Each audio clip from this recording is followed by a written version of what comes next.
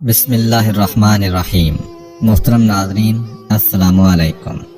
یہ داستان ہے پھلوں سے لدے ہوئے اس باغ کی جو آسمانی بجلی گرنے سے جل کر راکھ ہو گیا تھا، اور یہ باغ کے مالکوں کے لیے مکافات عمل تھا، کیونکہ ان لوگوں نے محتاجوں اور کمزور افراد کو ان کا حق دینے سے انکار کیا تھا۔ قرآن پاک کی سورہ قلم کی آیت نمبر 16 سے 33 میں اس واقعہ کا ذکر ملتا ہے۔ قبل از اسلام کی بات ہے کہ سرزمین یمن میں شہر صنعاء سے 24 میل کے فاصلے پر ایک دیہات سروان یا زروان موجود تھا۔ اس دیہات میں ایک خوبصورت پھلدار درختوں سے بھرا ہوا باغ تھا۔ اس باغ کا مالک ایک سخی اور خدا شناس شخص تھا۔ وہ ضرورت مندوں اور محتاجوں کا اس قدر خیال کرتا تھا کہ اس باغ سے اپنی ضرورت کے مطابق آمدن لیتا اور باقی فقراء و مساکین میں تقسیم کر دیتا تھا۔ وہ لوگ ہمیشہ اسے اپنی دعاؤں میں یاد رکھتے۔ اس باغ کی آمدن سال بسال بڑھتی گئی۔ ضرورت مندوں نے یہ عادت بنا رکھی تھی کہ جب فصل اکٹھی کرنے کا موسم آتا تو وہ اس میں جاتے تاکہ اس کے مالک سے اپنا حق وصول کریں۔ باغ کا مالک بھی راضی خوشی اور مسکراتے ہوئے چہرے کے ساتھ ان کے خالی ہاتھ بھر دیتا۔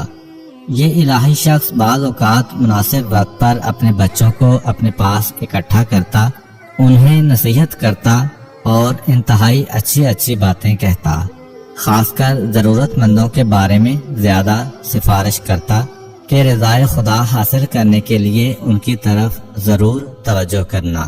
وہ اس باغ کی آمدن سے انہیں ان کی ضرورت کے مطابق دیتا، یہاں تک کہ اس شخص نے اپنی عمر کے آخری حصے میں اپنی اولاد کو اپنی وصیت میں زیادہ تاکید کی کہ کہیں ایسا نہ ہو کہ آپ لوگ ضرورت مندوں کو محروم کریں، لیکن افسوس کہ ان کے پاس سننے والے کان ہی نہ تھے۔ غرور، تکبر اور غفلت نے باپ کی محبت آمیز نصیحتوں کو سننے اور ان پر عمل کرنے سے انہیں روکے رکھا۔ آخرکار اس مرد خدا کی موت آ گئی اور وہ دنیا سے چل بسا۔ اب باغ اس کے بیٹوں کے ہاتھوں میں آ گیا۔ انہوں نے اپنے باپ کی وصیتوں کو فراموش کر دیا، یہاں تک کہ انہوں نے مل کر قسم کھائی کہ باغ کی آمدن صرف خود پر خرچ کریں گے اور ضرورت مندوں کو کچھ نہیں دیں گے۔ ہم خود بال بچوں والے ہیں، لہذا باغ اور زراعت کی آمدن اپنے لیے اکٹھی کریں گے۔ وہ لوگ اپنے اس پروگرام میں اس قدر سنجیدہ تھے کہ انہوں نے انشاءاللہ تک نہ کہا۔ جب فصل اکٹھی کرنے کا موسم آیا تو انہوں نے باہم مل کر ارادہ کیا کہ کل صبح سویرے غریبوں کی نظروں سے بچتے بچاتے باغ کے پھل توڑ کر لے آئیں گے۔ ضرورت مند و محتاج ان کے باپ کے زمانہ کی طرح اس امید سے باغ میں گئے کہ انہیں ان کا حق دیا جائے، لیکن وہ محروم لوٹے۔ اللہ تعالیٰ نے ان کنجوس، دنیا پرست اور مغرور مالکان باغ پر غضب ڈھایا۔ آدھی رات کے وقت موت کی نیند سلانے والی آسمانی بجلی اس باغ پر گرائی۔ اس نے سرسبز باغ کو جلا کر سیاہ رات کی مانند کر دیا اور اس باغ میں راکھ کے علاوہ کوئی چیز باقی نہ رہی۔ سارا باغ جل کر کالی رات جیسا ہو گیا۔ باغ والے جو کہ اس واقعہ سے بالکل بے خبر تھے، انہوں نے صبح سویرے ایک دوسرے کو آواز دی اور پھل توڑنے کے لیے باغ کی طرف روانہ ہوئے۔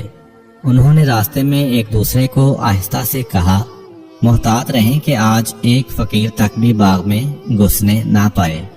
جب وہ باغ میں پہنچے تو وہاں پر مٹھی بھر راکھ دیکھی۔ ہر شے دگرگوں پائی تو اس قدر چکرا گئے کہ انہیں یقین نہیں آ رہا تھا۔ انہوں نے ایک دوسرے سے کہا، ہم راستہ بھول گئے ہیں۔ پھر انہوں نے کہا، ہمارے ہاتھ سے سب کچھ چھن گیا ہے، ہم مکمل طور پر محروم ہو گئے ہیں۔ ان کا ایک بھائی جو سب سے عقل مند تھا، اس نے ان سے کہا، میں نے تمہیں نہیں کہا تھا کہ خدا کی تسبیح و تقدیس کریں؟ اب جبکہ ان کے غبارے سے غرور و تکبر کی ہوا نکل چکی تھی، خدا کی تسبیح و تقدیس کرنے میں لگ گئے۔ اپنے آپ کو ظالم و خطاکار کہنے لگے اور ایک دوسرے کو سرزنش کرتے ہوئے فریاد کرنے لگے، کہ ہائے ہمارے اوپر افسوس کہ ہم ظالم ہو گئے تھے۔ آخرکار وہ ہیلا و فریب کی وجہ سے کیفر کردار تک پہنچے اور اپنے کیے پر سخت پچھتانے لگے، لیکن اس ناگہانی عذاب نے ان باغ والوں کو اس قدر ہلا کر رکھ دیا کہ انہوں نے اس سے درس عبرت لیا، خاص کر اپنے ایک بھائی جو باقی تمام سے زیادہ عقل مند تھا کی نصیحت سے وہ خواب غفلت سے بیدار ہوئے اور توبہ کر لی۔ انہوں نے اپنے دل خدا سے وابستہ کرتے ہوئے کہا، امید ہے کہ خدا ہمیں اس سے بہتر باغ عطا کرے گا۔ عبداللہ بن مسعود رضی اللہ تعالیٰ عنہ سے نقل ہوا ہے کہ جب انہوں نے حقیقی توبہ کر لی تو اللہ تعالیٰ نے ان کی صداقت کو جانتے ہوئے انہیں سرسبز و شاداب باغ عطا کیا۔ اس کے درخت اچھی نسل کے پھلوں سے بھرے ہوئے تھے، خاص کر اس میں انگور کے خوشے اس قدر بڑے تھے کہ آج تک ان کے مانند کسی نے نہیں دیکھے تھے۔ بے شک اللہ تعالیٰ کی بارگاہ میں سچے دل کے ساتھ کی ہوئی توبہ بڑے سے بڑے گناہ کو دھو ڈالتی ہے۔ اللہ تعالیٰ ہمیں گناہوں سے بچیں اور نیک اعمال بجا لانے کی توفیق عطا فرمائے، آمین۔